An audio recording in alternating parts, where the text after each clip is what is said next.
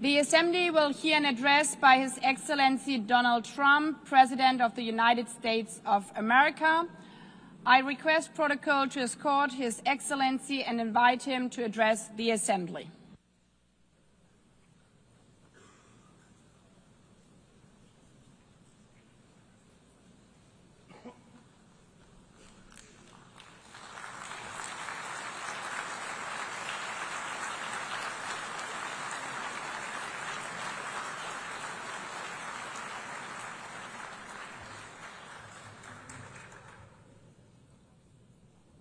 Thank you very much. Very much appreciated.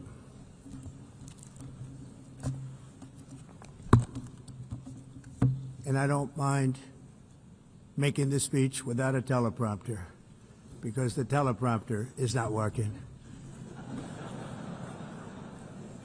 I feel very happy to be up here with you nevertheless, and that way you speak more from the heart. I can only say that whoever's operating this teleprompter is in big trouble.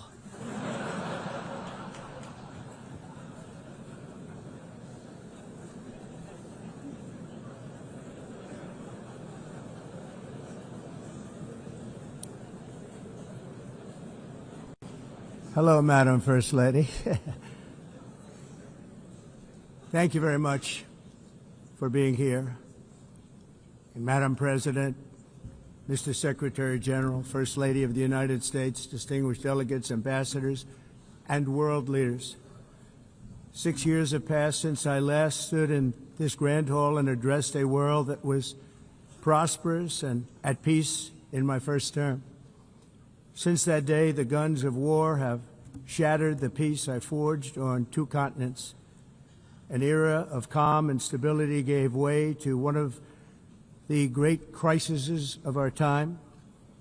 And here in the United States, 4 years of weakness, lawlessness, and radicalism under the last administration delivered our nation into a repeated set of disasters. 1 year ago, our country was in deep trouble, but today, just 8 months into my administration, we are the hottest country anywhere in the world, and there is no other country even close.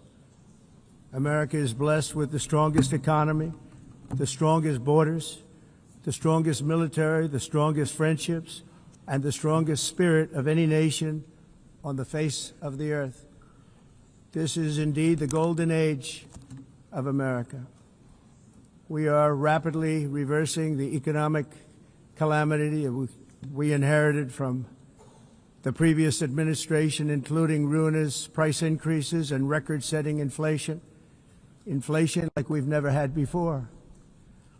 Under my leadership, energy costs are down, gasoline prices are down, grocery prices are down, mortgage rates are down, and inflation has been defeated. The only thing that's up is the stock market, which just hit a record high. In fact, it hit a record high 48 times in the last short period of time. Growth is surging, manufacturing is booming. The stock market, as I said, is doing better than it's ever done. And all of you in this room benefit by that, almost everybody. And importantly, workers' wages are rising at the fastest pace in more than 60 years. And that's what it's all about, isn't it? In 4 years of President Biden, we had less than $1 trillion of new investment into the United States. In just 8 months since I took office, we have secured commitments and money already paid for $17 trillion. Think of it, 4 years, less than $1 trillion, 8 months, much more than $17 trillion is being invested in the United States, and it's now pouring in from all parts of the world. We've implemented the largest tax cuts in American history and the largest regulation cuts in American history, making this once and again the best country on earth to do business. And many of the people in this room are investing in America, and it's turned out to be an awfully good investment during this 8-month period. In my first term, I built the greatest economy in the history of the world. We had the best economy ever, history of the world. And I'm doing the same thing again, but this time it's actually much bigger and even better. The numbers far surpass my record-setting first term. On our southern border, we have successfully repelled a colossal invasion, and for the last 4 months, and that's 4 months in a row, the number of illegal aliens admitted and entering our country has been 0. Hard to believe, because if you look back just a year ago, it was millions and millions of people pouring in from all over the world, from prisons, from mental institutions, drug dealers. All over the world they came. They just poured into our country with the ridiculous open border policy of the Biden administration. Our message is very simple. If you come illegally into the United States, you're going to jail, or you're going back to where you came from, or perhaps even further than that. You know what that means. I want to thank the country of El Salvador for the successful and professional job they've done in receiving and jailing so many criminals that entered our country. And it was under the previous administration that the number became record-setting, and they're all being taken out. We have no choice. And other countries have no choice, because other countries are in the exact same situation with immigration. It's destroying your country, and you have to do something about it. On the world stage, America is respected again like it has never been respected before. You think about 2 years ago, 3 years ago, 4 years ago, or 1 year ago, we were a laughingstock all over the world. At the NATO summit in June, virtually all NATO members formally committed to increase defense spending, at my request, from 2% to 5% of GDP, making our alliance far stronger and more powerful than it was ever before. In May, I traveled to the Middle East to visit my friends and rebuild our partnerships in the Gulf, and those valued relationships with Saudi Arabia, Qatar, and the UAE and other countries are now, I believe, closer than ever before. My administration has negotiated one historic trade deal after another, including with the United Kingdom, the European Union, Japan, South Korea, Vietnam, Indonesia, the Philippines, Malaysia, and many, many others. Likewise, in a period of just 7 months, I have ended 7 unendable wars. They said they were unendable. You're never going to get them solved. Some were going for 31 years, 2 of them, 31, think of it, 31 years. One was 36 years. One was 28 years. I ended 7 wars. And in all cases, they were raging with countless thousands of people being killed. This includes Cambodia and Thailand, Kosovo and Serbia, the Congo and Rwanda, a vicious, violent war that was, Pakistan and India, Israel and Iran, Egypt and Ethiopia, and Armenia and Azerbaijan. It included all of them. No president or prime minister, and for that matter, no other country has ever done anything close to that. And I did it in just 7 months. It's never happened before. There's never been anything like that. I'm very honored to have done it. It's too bad that I had to do these things instead of the United Nations doing them. And sadly, in all cases, the United Nations did not even try to help in any of them. I ended 7 wars, dealt with the leaders of each and every one of these countries, and never even received a phone call from the United Nations offering to help in finalizing the deal. All I got from the United Nations was an escalator that on the way up stopped right in the middle. If the First Lady wasn't in great shape, she would have fallen, but she's in great shape. We're both in good shape. We both stood. And then a teleprompter that didn't work. These are the two things I got from the United Nations, a bad escalator and a bad teleprompter. Thank you very much. And by the way, it's working now. Just went on. Thank you. I think I should just do it the other way. It's easier. Thank you very much. I didn't think of it at the time because I was too busy working to save millions of lives. That is the saving and stopping of these wars. But later I realized that the United Nations wasn't there for us. They weren't there. I thought of it really after the fact, not during these negotiations, which were not easy. That being the case, what is the purpose of the United Nations? The UN has such tremendous potential. I've always said it. It has such tremendous, tremendous potential, but it's not even coming close to living up to that potential. For the most part, at least for now, all they seem to do is write a really strongly worded letter and then never follow that letter up. It's empty words, and empty words don't solve war. The only thing that solves war and wars is action. Now, after ending all of these wars and also earlier negotiating the Abraham Accords, which is a very big thing for which our country received no credit, never receives credit. Everyone says that I should get the Nobel Peace Prize for each one of these achievements. But for me, the real prize will be the sons and daughters who live to grow up with their mothers and fathers, because millions of people are no longer being killed in endless and unglorious wars. What I care about is not winning prizes, it's saving lives. We saved millions and millions of lives with the 7 wars. And we have others that we're working on, and you know that.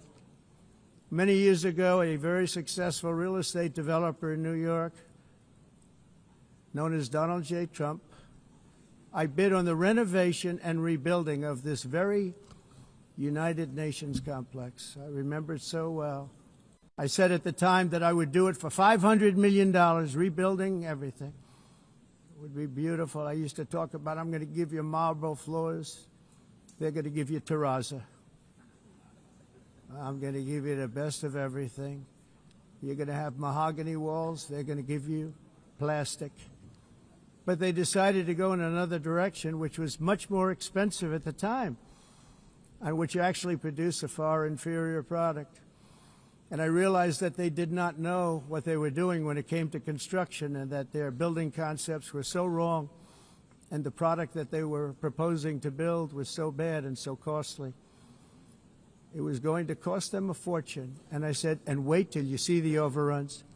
Well, I turned out to be right. They had massive cost overruns and spent between $2 and $4 billion on the building and did not even get the marble floors that I promised them. You walk on terrazzo. Do you notice that? As far as I'm concerned, frankly, looking at the building and getting stuck on the escalator, they still haven't finished the job. They still haven't finished. That was years ago. The project was so corrupt that Congress actually asked me to testify before them on the tremendous waste of money, because it turned out that they had no idea what it was, but they knew it was anywhere between $2 and $4 billion as opposed to $500 million with a guarantee. But they had no idea, and I said it cost much more than $5 billion.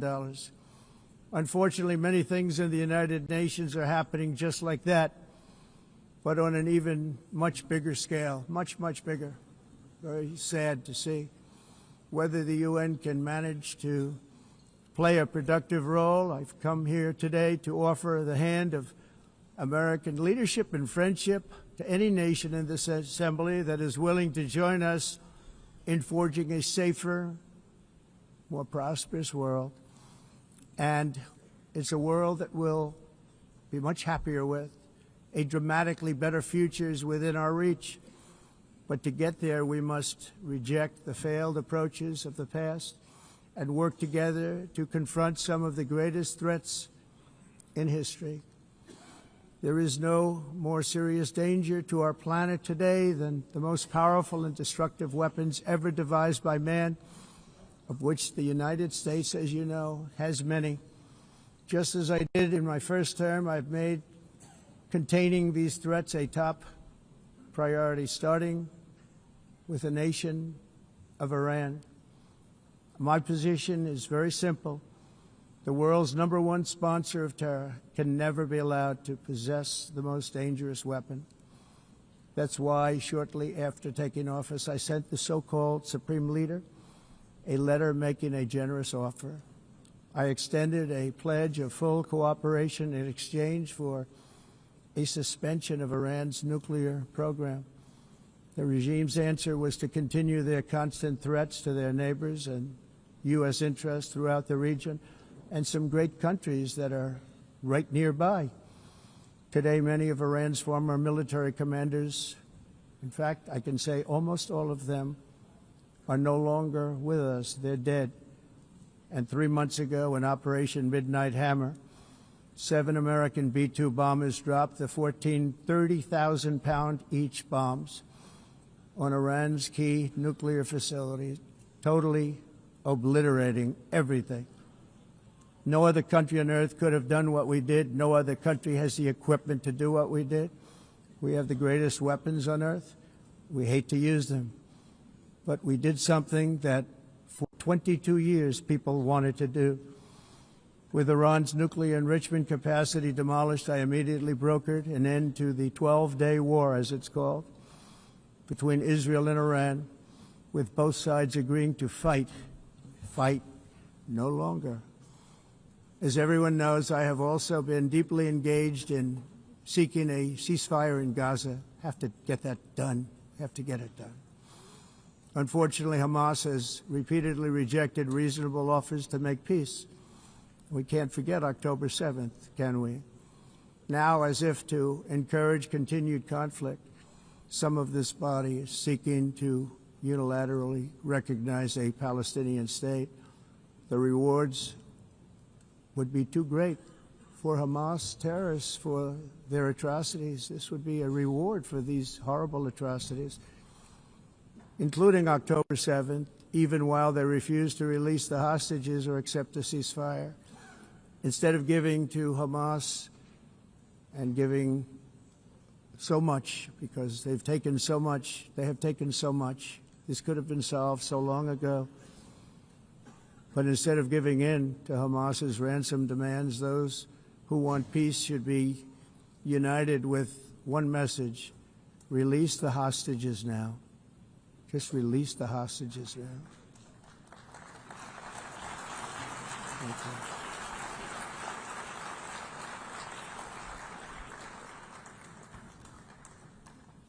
Thank you. As we have got to come together, and we will come together, going to get it done. We have to stop the war in Gaza immediately. We have to stop it. We have to get it done. We have to negotiate, immediately have to negotiate peace. We got to get the hostages back. We want all 20 back.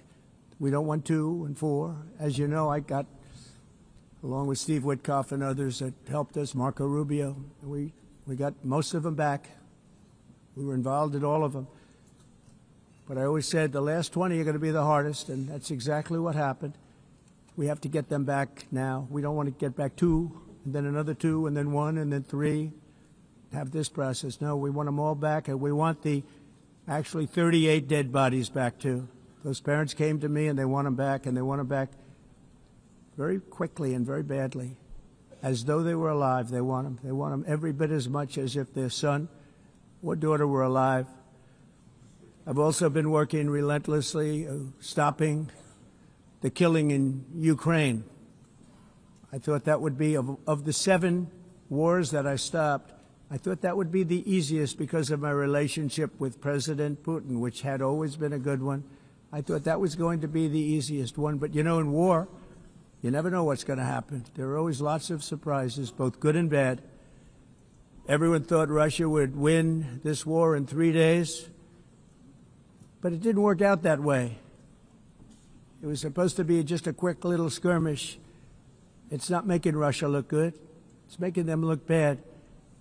No matter what happens from here on out, this was something that should have taken a matter of days, certainly less than a week.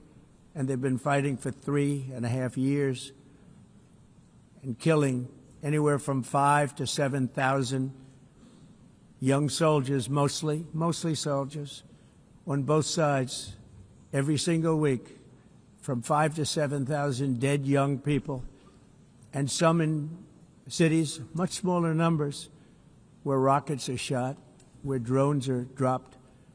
This war would never have started if I were president. This was a war that should have never happened.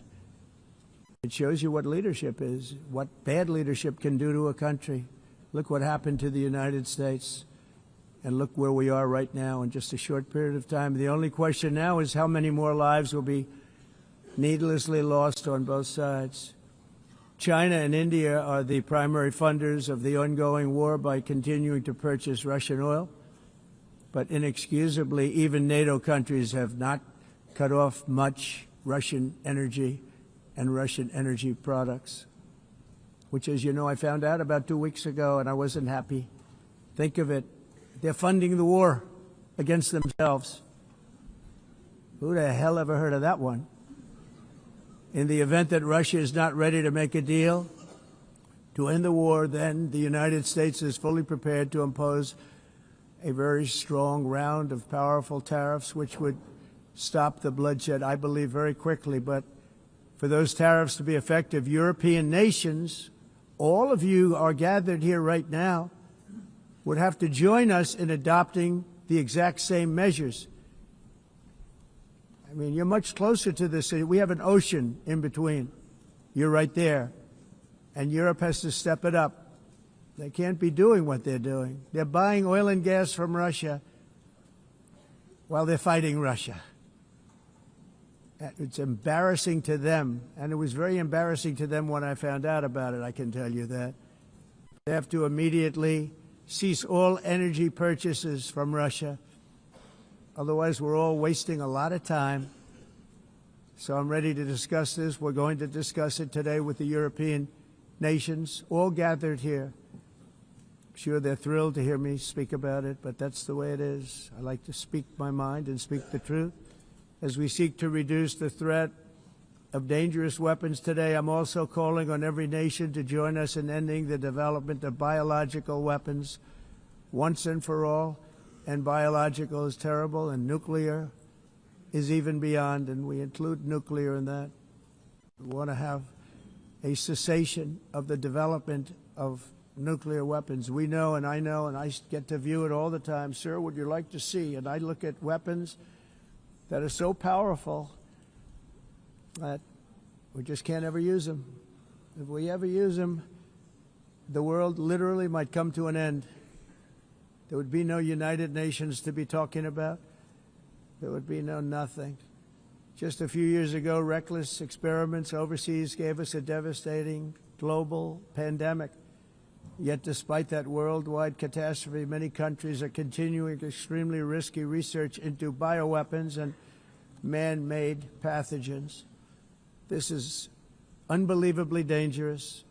To prevent potential disasters, I'm announcing today that my administration will lead an international effort to enforce biological weapons convention, which is going to be meeting with the top leaders of the world by pioneering an AI verification system that everyone can trust. Hopefully the UN can play a constructive role, and it will also be one of the early projects under AI. Let's see how good it is, because a lot of people are saying it could be one of the great things ever, but it also can be dangerous, but it could be put to tremendous use and tremendous good, and this would be an example of that. Not only is the UN not solving the problems it should, too often, it's actually creating new problems for us to solve. The best example is the #1 political issue of our time, the crisis of uncontrolled migration. It's uncontrolled. Your countries are being ruined. The United Nations is funding an assault on Western countries and their borders. In 2024, the UN budgeted $372 million in cash assistance to support an estimated 624,000 migrants journeying into the United States. Think of that. The UN is supporting people that are illegally coming into the United States, and then we have to get them out. The UN also provided food, shelter, transportation, and debit cards to illegal aliens. Can you believe that? On the way to infiltrate our southern border. Millions of people came through that southern border. Just a year ago, millions and millions of people were pouring in, 25 million altogether over the 4 years of the incompetent Biden administration. And now we have it stopped, totally stopped. In fact, they're not even coming anymore because they know they can't get through. But what took place is totally unacceptable. The UN is supposed to stop invasions, not create them and not finance them. In the United States, we reject the idea that mass numbers of people from foreign lands can be permitted to travel halfway around the world, trample our borders, violate our sovereignty, cause unmitigated crime, and deplete our social safety net. We have reasserted that America belongs to the American people, and I encourage all countries to take their own stand in defense of their citizens as well. You have to do that because I see it. I'm not mentioning names. I see it, and I can call every single one of them out. You're destroying your countries. They're being destroyed.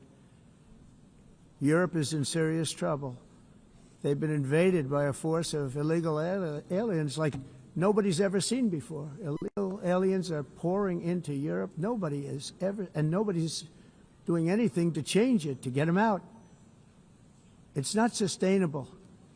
And because they choose to be politically correct, they're doing just absolutely nothing about it.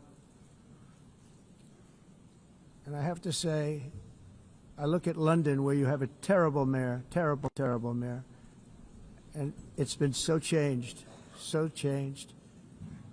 Now they want to go to Sharia law, but you're in a different country. You can't do that. Both the immigration and their suicidal energy ideas will be the death of Western Europe if something is not done immediately. This cannot be sustained. What makes the world so beautiful is that each country is unique. But to stay this way, every sovereign nation must have the right to control their own borders. You have the right to control your borders, as we do now, and to limit the sheer numbers of migrants entering their countries and paid for by the people of that nation that were there and that built that particular nation at the time. They put their blood, sweat, tears, money into that country, and now they're being ruined. Proud nations must be allowed to protect their communities and prevent their societies from being overwhelmed by people they have never seen before, with different customs, religions, with different everything. Where migrants have violated laws, lodged false asylum claims, or claimed refugee status for illegitimate reasons, they should, in many cases, be immediately sent home. And while we will always have a big heart for places and people that are struggling and truly compassionate, answers will be given. We have to solve the problem, and we have to solve it in their countries, not create new problems in our countries. And we are very helpful to a lot of countries that are just not able to send their people anymore. They used to send them to us in caravans of 25,000, 30,000 people each. These massive caravans of people pouring into our country, totally unchecked and unvetted. But not anymore. According to the Council of Europe, in 2024, almost 50% of inmates in German prisons were foreign nationals or migrants. In Austria, the number was 53% of the people in prisons were from places that weren't from where they are now. In Greece, the number was 54%, and in Switzerland, beautiful Switzerland, 72% of the people in prisons are from outside of Switzerland. When your prisons are filled with so-called asylum seekers who repaid kindness, and that's what they did, they repaid kindness with crime.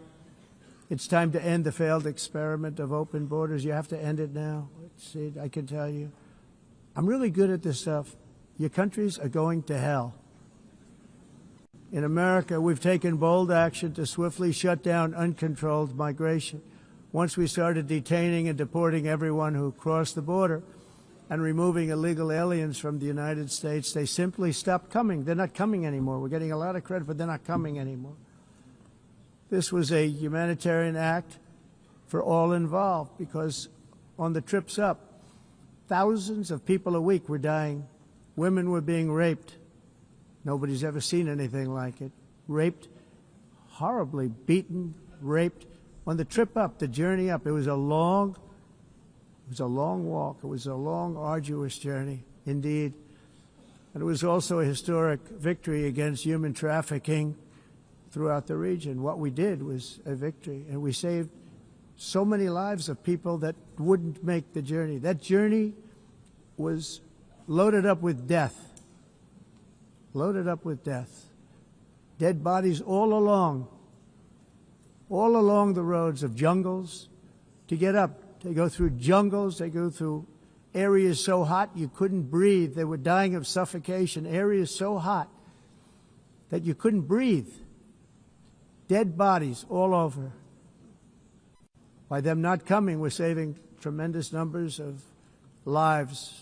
My people have done a fantastic job in doing what they did, and the American public agrees with it. I mean, I was very proud to see this morning I have the highest poll numbers I've ever had. Part of it is because of what we've done on the border. I guess the other part is what we've done on the economy. Joe Biden's policies empowered murderous gangs, human smugglers, child traffickers, drug cartels, and prisoners from all over the world. The previous administration also lost nearly 300,000 children. Think of that. They lost more than 300,000 children, little children, who were trafficked into the United States on the Biden watch, many of whom have been raped, exploited, and abused, and sold. Sold. Nobody talks about that. The fake news doesn't write about it. With many others, young children who are missing or dead. And we found a lot of these children, and we're sending them back, and we've been sending them back to their parents. They said, nobody knows who they are. They said, where do you come from? And they'll give us a country, and we'll find out, and we'll figure it out, and we'll bring them back to their homes. And the mother and father rush to the door, and their tears in their eyes. They can't believe that they're seeing their son or daughter, their little son or daughter again. We've done almost 30,000 of them so far. Any system that results in the mass trafficking of children is inherently evil. Yet that is exactly what the globalist migration agenda has done, and it's what it's all about. In America, those days, as you know, are over. The Trump administration is working, and we are continuing to work to track down the villains that are causing this problem, and also, as I said, to get back the 30,000 we've already returned. Now I think we're going to have another. We're going to find a lot. You're not going to find all of them. 300, more than 300,000. They're lost or they're dead. They're lost or they're dead because of the animals that did this. To protect our citizens, I've also designated multiple savage drug cartels as far as and you see this, and you see it happening right before your eyes. Let's put it this way. People don't like taking big loads of drugs in boats anymore. There aren't too many boats that are traveling on the seas by Venezuela. They tend not to want to travel very quickly anymore. And we've virtually stopped drugs coming into our country by sea. We call them the water drugs. They kill hundreds of thousands of people. I've also designated multiple savage drug cartels as far as foreign terrorist organizations, along with two bloodthirsty transnational gangs, probably the worst gangs anywhere in the world, MS-13 and Tren de Aragua. Tren de Aragua is from Venezuela, by the way. Such organizations torture, maim, mutilate, and murder with impunity. They're the enemies of all humanity. For this reason, we've recently begun using the supreme power of the United States military to destroy Venezuelan terrorists and trafficking networks led by Nicolas Maduro. To every terrorist thug smuggling poisonous drugs into the United States of America, please be warned that we will blow you out of existence. That's what we're doing. We have no choice. Can't let it happen. They're destroying I believe we lost 300,000 people last year to drugs, 300,000. Fentanyl and other drugs. Each boat that we sink carries drugs that would kill more than 25,000 Americans. We will not let that happen. Energy is another area where the United States is now thriving like never before. We're getting rid of the falsely named renewables. By the way, they're a joke. They don't work. They're too expensive. They're not strong enough to fire up the plants that you need to make your country great. The wind doesn't blow. Those big windmills are so pathetic and so bad, so expensive to operate. And they have to be rebuilt all the time, and they start to rust and rot. Most expensive energy ever conceived, and it's actually energy. You're supposed to make money with energy, not lose money. You lose money, the governments have to subsidize. You can't put them out without massive subsidies. And most of them are built in China, and I give China a lot of credit. They build them, but they have very few wind farms. So why is it that they build them and they send them all over the world, but they barely use them? You know what they use? Coal. They use gas. They use almost anything, but they don't like wind. But they sure as hell like selling the windmills. Europe, on the other hand, has a long way to go, with many countries being on the brink of destruction because of the green energy agenda, and I give a lot of credit to Germany. Germany was being led down a very sick path, both on immigration, by the way, and on energy. They were going green, and they were going bankrupt. And the new leadership came in, and they went back to where they were, with fossil fuel and with nuclear, which is good. It's now safe, and you can do it properly. But they went back to where they were, and they opened up a lot of different plants, energy-producing plants, and they're doing well. I give Germany a lot of credit for that. They've said this is a disaster, what's happening. They were going all green. All green is all bankrupt. That's what it represents. And it's not politically correct. I'll be very badly criticized for saying it, but I'm here to tell the truth. I don't care. It doesn't matter to me. I'm in New York City. I'm feeling a lot safer. Crime, we're getting crime down. And by the way, speaking of crime, Washington, D.C. was the crime capital of America. Now it's after 12 days, it's a totally safe city. Everyone's going out to dinner. They're going out to restaurants. Your wife can walk down the middle of the street with or without you. Nothing's going to happen. My people have done a fantastic job. And yes, I called in the National Guard, and the National Guard took care of business. And they weren't politically correct, but they took care of business. We got 1,700 career criminals out, brought them back to where they came from, the countries where they came from, or put them in jails. Washington, D.C. is now a totally safe city again, and I welcome you to come. In fact, we'll have dinner together at a local restaurant, and we'll be able to walk. We don't have to go by an armor-plated vehicle. We'll walk right over there from the White House. They've given up their powerful edge, a lot of the countries that we're talking about, in oil and gas, such as essentially closing the great North Sea oil. Oh, the North Sea, I know it so well. Aberdeen was the oil capital of Europe, and there's tremendous oil that hasn't been found in the North Sea. Tremendous oil. And I was with the Prime Minister I respect and like a lot, and I said, you're sitting with the greatest asset.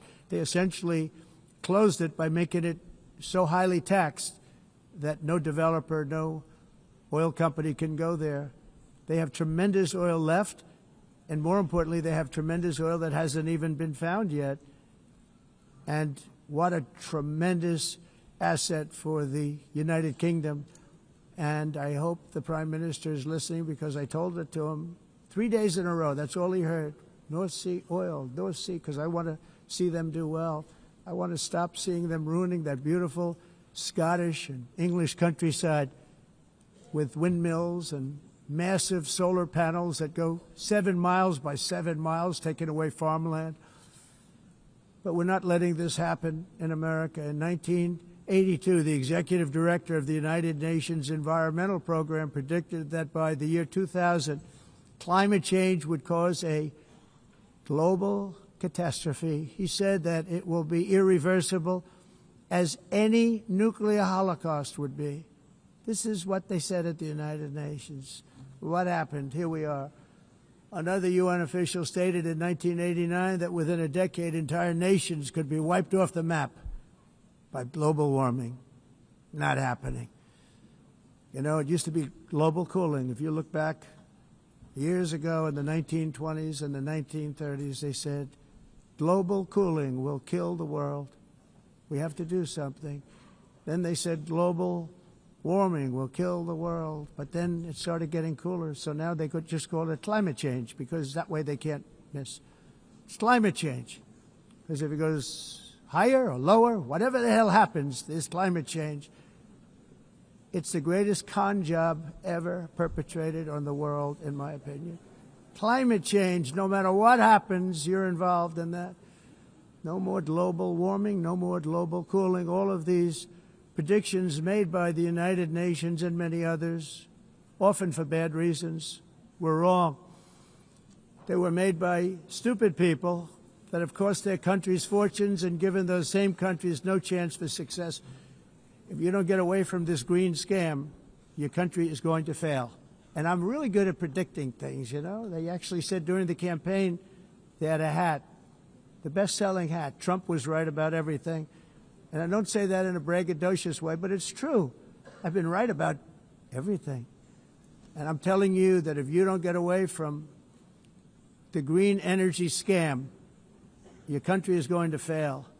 And if you don't stop people that you've never seen before, that you have nothing in common with, your country is going to fail. I'm the President of the United States, but I worry about Europe. I love Europe. I love the people of Europe. And I hate to see it being devastated by energy and immigration.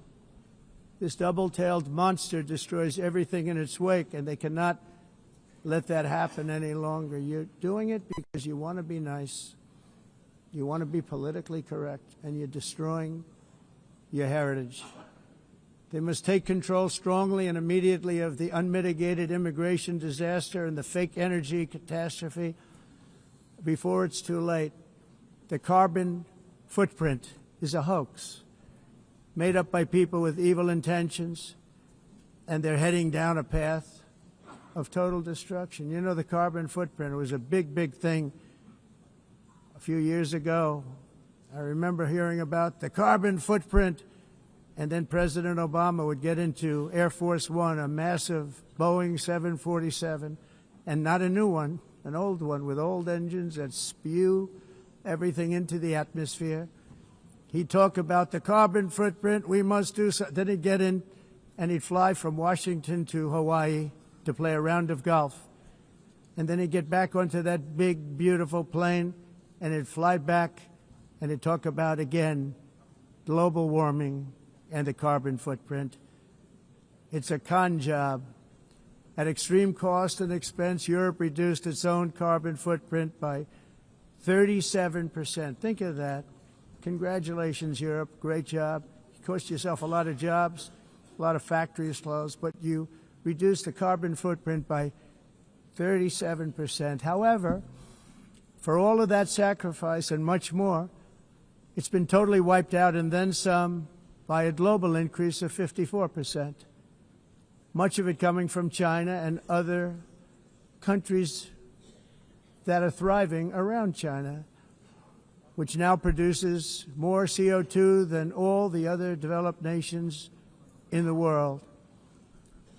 So all of these countries are working so hard on the carbon footprint, which is nonsense, by the way.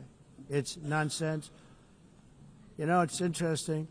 In the United States, we have still radicalized environmentalists, and they want the factories to stop. Everything should stop. No more cows. We don't want cows anymore. I guess they want to kill all the cows. They want to do things that are just unbelievable, and you have it too. But, you know, we have a border, strong, and we have a shape, and that shape doesn't just go straight up.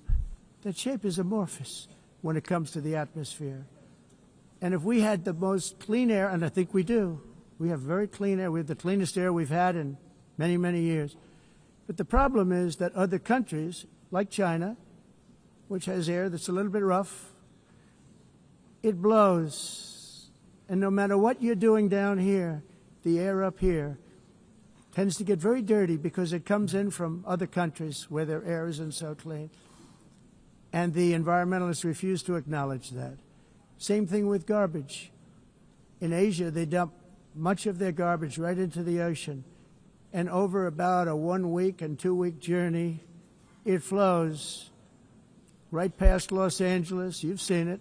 Massive amounts of garbage, almost too much to do anything about, flowing past Los Angeles, past San Francisco, and then somebody will get in trouble because he dropped a cigarette on the beach. The whole thing is crazy.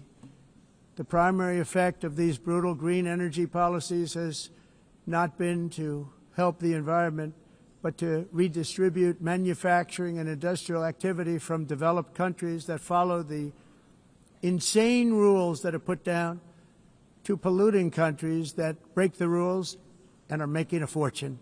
They're making a fortune.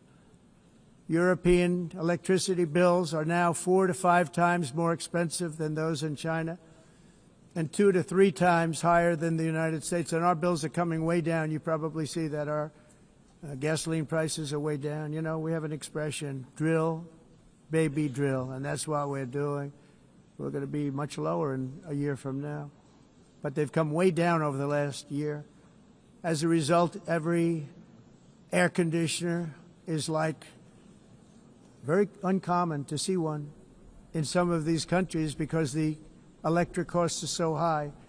So while the U.S. has approximately 1,300 heat-related deaths annually, that's a lot, Europe loses more than 175,000 people to heat deaths each year because the costs are so expensive you can't turn on an air conditioner. What is that all about? That's not Europe. That's not the Europe that I love and know. All in the name of pretending to stop the global warming hoax. The entire globalist concept of asking successful industrialized nations to inflict pain on themselves and radically disrupt their entire societies must be rejected completely and totally, and it must be immediate. That's why in America I withdrew from the fake Paris Climate Accord, where, by the way, America was paying so much more than every country. Others weren't paying. China didn't have to pay until 2030. Russia was given an old standard that was easy to meet, a 1990 standard. But for the United States, we're supposed to pay like $1 trillion. And I said, this is another scam. The fact is, the United States has been taken advantage of by the world for many, many years, but not any longer, as you probably noticed. I unleashed massive energy production and signed historic executive orders to hunt for oil, but we don't have to do much hunting because we have the most oil of any nation anywhere, oil and gas in the world. And if you add coal, we have the most of any nation in the world. Clean, I call it clean, beautiful coal. You can do things today with coal that you couldn't have done 10 years ago, 15 years. So I have a little standing order in the White House.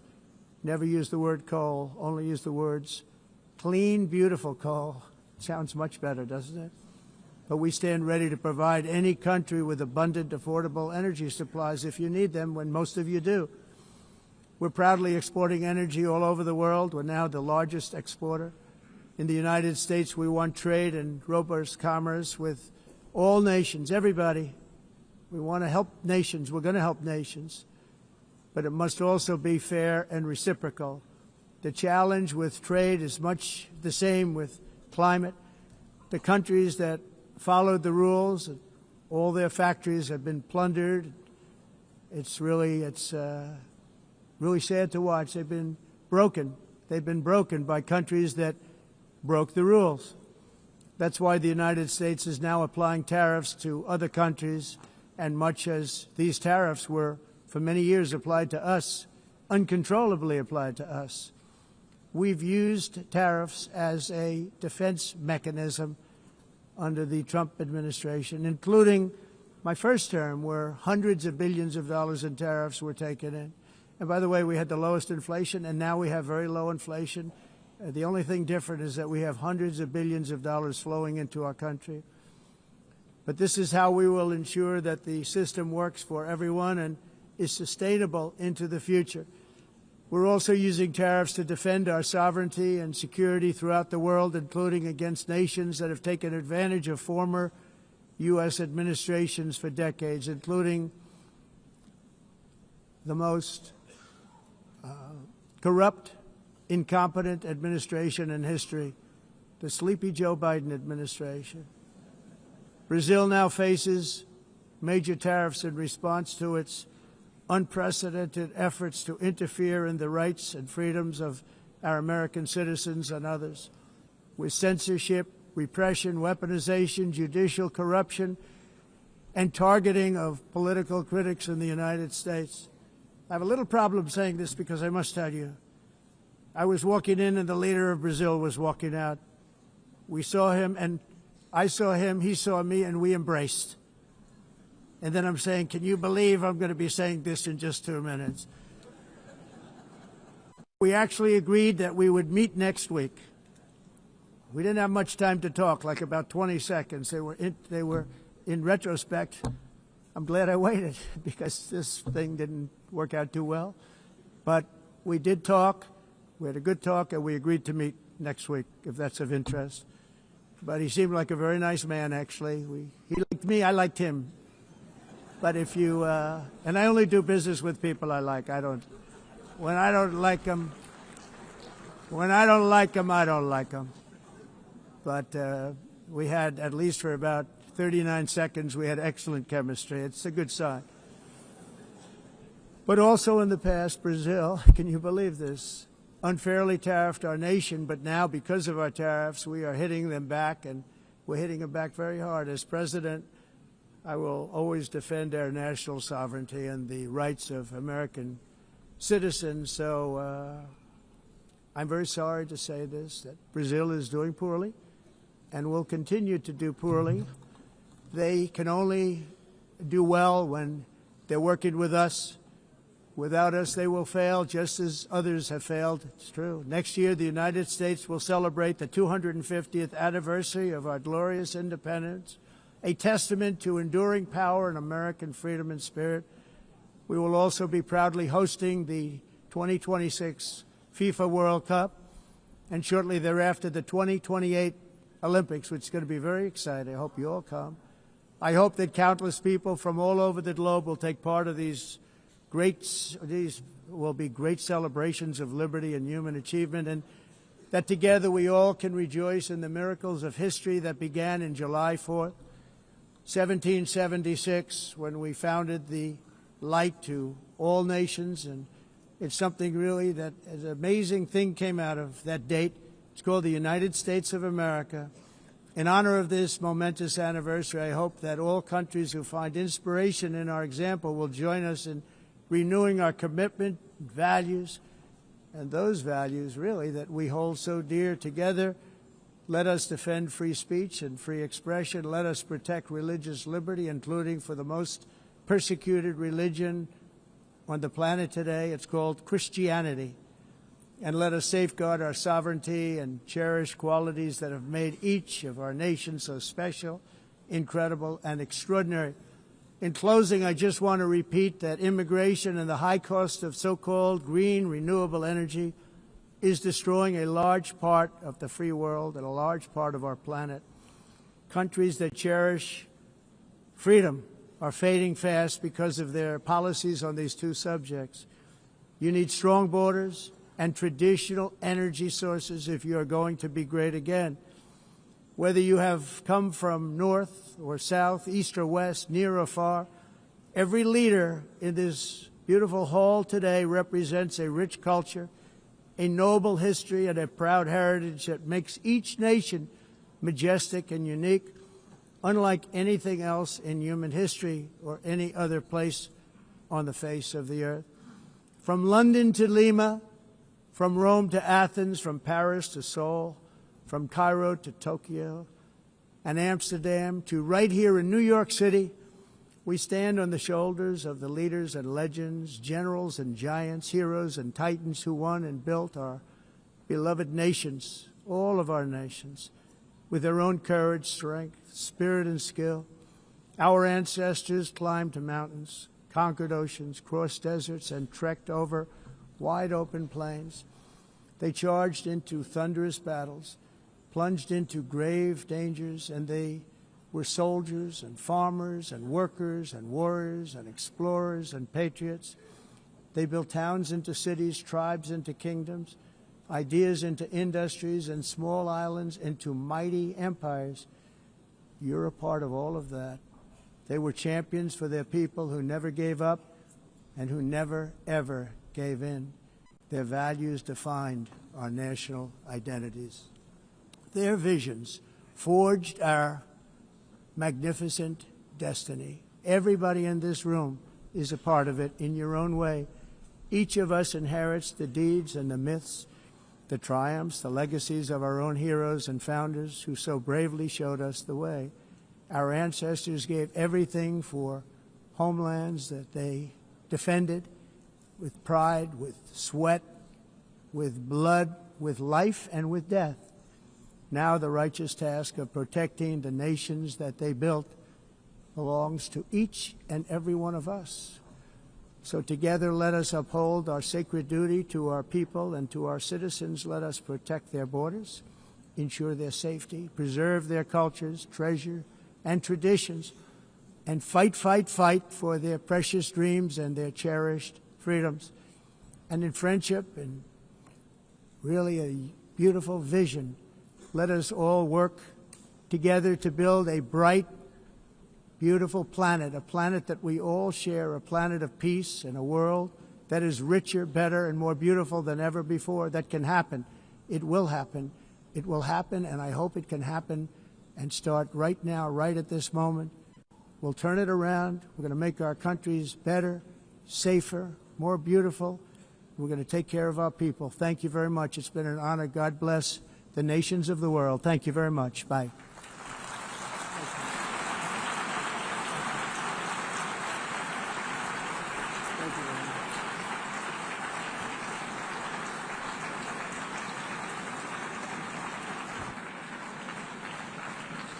On behalf of the Assembly, I wish to thank the President of the United States,